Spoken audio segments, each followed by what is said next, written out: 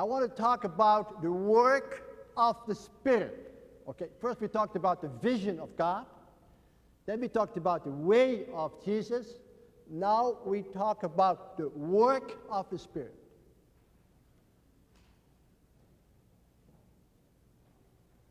And the work of the Spirit is taking place where people gather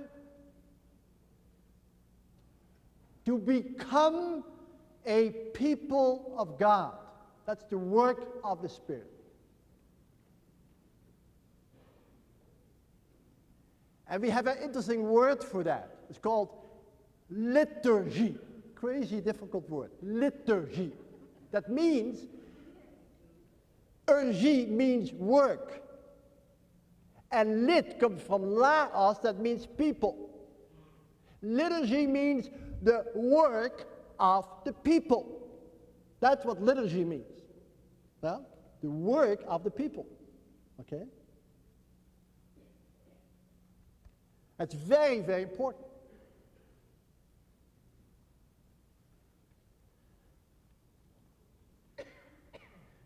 Why don't you come here for a second? Howie. Okay? All. Don't worry if you don't hear it. No? Okay. Liturgy is taking place when you and I come together and we say, we're brothers. Mm-hmm. You and I need each other. Yeah? You need me in one way, and I need you in another way. But together, we become a little community. Yeah? And liturgy is precisely where the church becomes church. Some people think, well, you have the big Catholic Church, and the Catholic Church has liturgies. No, no, no, no, no. The liturgy is where the church becomes church. When you and I come together, Jesus is in our midst. And where Jesus is, there we become a community of love, and we become a church. Huh? Church means people who travel together home. That's what church is. That's what the ecclesia really means. Ek means out, and ecclesia is to call people out to a new land. See? So it's very important. Oh. It's very important that you and I say, and if we love each other, we can say, well, maybe C likes to come too, or maybe C likes to come too, and maybe we invite them too. And gradually, there's a whole group of people who are all different, but together, we become a community of faith. Yeah? Okay. So. Now, I want you to realize that this is something you might not know, but liturgy, and especially Eucharistic liturgy, is where we become a church.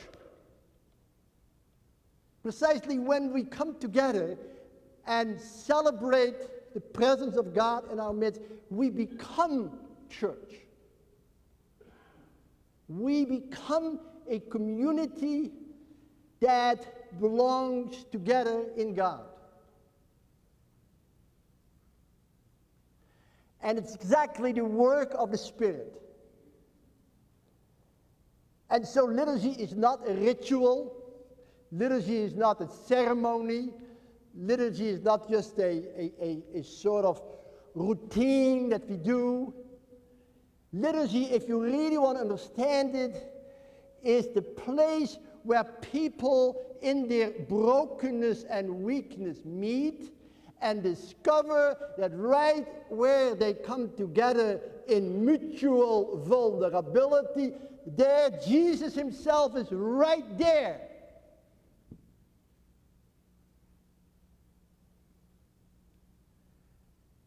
That's what liturgy is about. And how do we come together? As people say, I know better than you, and I know better than you, and I think you should this, and I should do this, and I should do this. No, that's not creates community. Community of the church is created when we say, I need you, brother. I need you, sister. You have a gift for me. And with that gift, I can grow closer to you and to God. And we together can make the journey home. That's what happens when we meet in the Eucharist.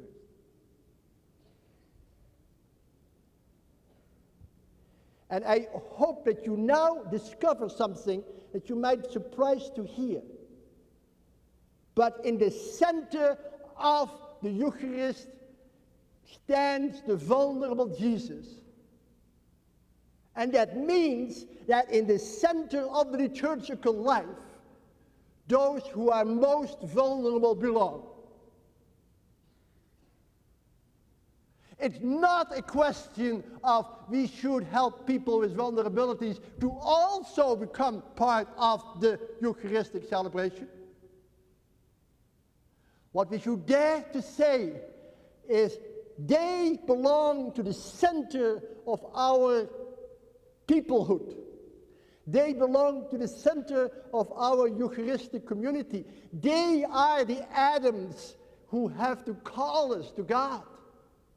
My question is not how do I help a person with mental disabilities to understand God. My question is how can I have a person with mental disability to help me understand God and therefore to create in me the sense of presence that I so badly need. You understand? You see what I'm saying? The poor, the weak, the vulnerable belong to the center of the church. They are the core of the church. They are the heart of the church. And if the church does not hold on to those who are weak, physically, mentally, emotionally, or whatever, the church no longer will stay church. It becomes an organization with power and desire to manipulate. Or it's all in us.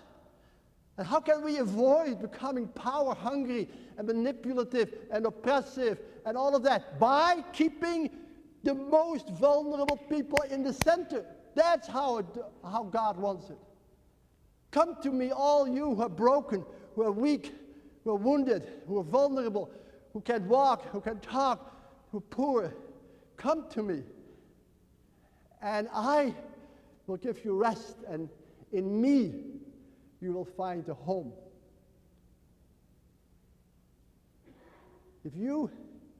This conference is of incredible importance. It's not of great importance, although that is wonderful, if there will be ramps, and if there will be greater accessibility, and if people with disabilities can actively participate in the liturgy. That's very, very important. And the Colonel spoke about that, and we have to really work on that. But I think what is even more important is that we allow the people with disability to renew our whole sense of what it is to be church. To have us rediscover that the church is a fellowship of the weak. That the church is a place where God shows his unconditional love through poverty. The poverty of Jesus and the poverty of all the followers of Jesus. And that the most poor and the most weak belong right in the center. Right in the heart. You know, that is what is so hopeful. It's so hopeful that we know that if we hold on to people where they are broken, we create church, we create liturgy, we create Eucharist, we create a community of saints right here and now. And if we move into the next century, that's the message for the church. To be a people of God in which the Spirit works and keeps calling everybody in, the poor and the blind and the weak and the broken. And if you believe that, you will discover something that you might not have discovered ever. That you are as poor as everybody else. One of the great gifts of people with visible disabilities is that they help those who have invisible disabilities to get in touch with them. And to realize that I am impatient, that I am full of anxieties and fears, that I have my addictions, that I have my broken relationship, that I am poor. But I can confess that in the community of faith because God says, blessed are the poor. You realize that Jesus says, blessed are the poor? Jesus didn't say, blessed are those who care for the poor. Jesus didn't say, blessed are those who help the poor. He said, the blessing is right where the poor are, and if you are poor too, there's a blessing there for you too. If you're willing to say, I'm sorry, but I can hold it on, I need somebody else, I'm poor, trust that there's a blessing. There is an enormous blessing if you come to the altar with a poor heart, and you will be blessed. And those who are most visibly poor will get you in touch with your poverty and help you discover there that you belong to the people of God.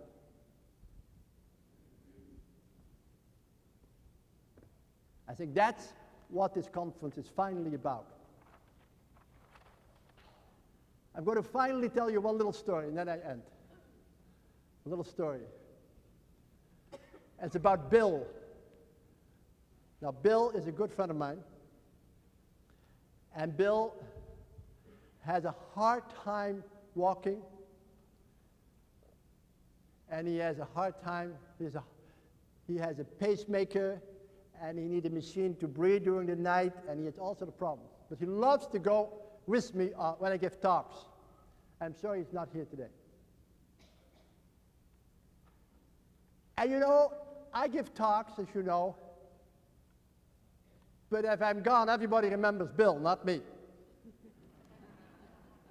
Because Bill is just amazing.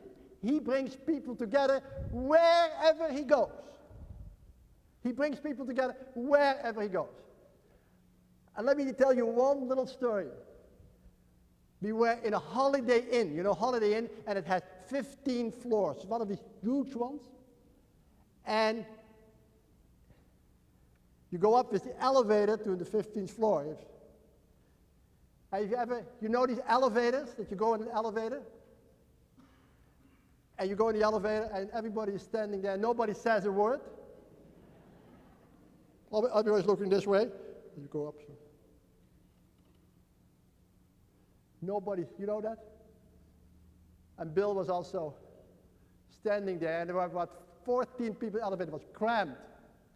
And we were going up from the first floor, and suddenly he says, well, he says, you certainly could use a shoe shine, he says.